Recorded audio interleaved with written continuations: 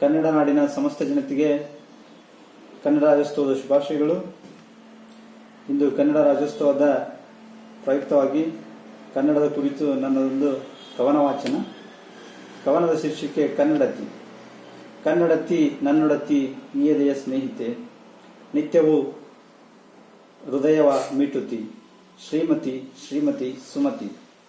ಬಾ ಕನ್ನಡದ ಲೇಖನಿ ಹಿಡಿ, ಪೆಟ್ಟು ಬಂದರೆ ತಡ ಮಾಡದೆ ತಡಿ, ಕನ್ನಡಿಗರನ್ನು ಒಗ್ಗೂಡಿಸಿ ನಡಿ, ಸರಹದಿನುದ್ದಕ್ಕೂ ಕನ್ನಡದ ಬಾವುಟ ನಡಿ. ಕನ್ನಡ ಕವಿಗಳ ಸಾಲು ಪರಿಶುದ್ಧವಾದ ಹಾಲು, ಕೋಲು ಕೋಲೆನ್ನ ಕೋಲು, ಕನ್ನಡಿಗರು ಎಂದೆಂದಿಗೂ ಸಹಿಸಲು ಸೋಲು. ನೀನು ಎನಗೆ ಕನ್ನಡಿ, ಈ ಕವಿತೆಗೆ ಮುನ್ನುಡಿ. ನಿನ್ನ ಮುಂಗುಳು ಜೋಗದ ಜಡಿ, ನನ್ನೆದೆಯ ಗೂಡಿದು ನಿನಗೆ ಶ್ರೀಗಂಧದ ಗುಡಿ. ಧನ್ಯವಾದ.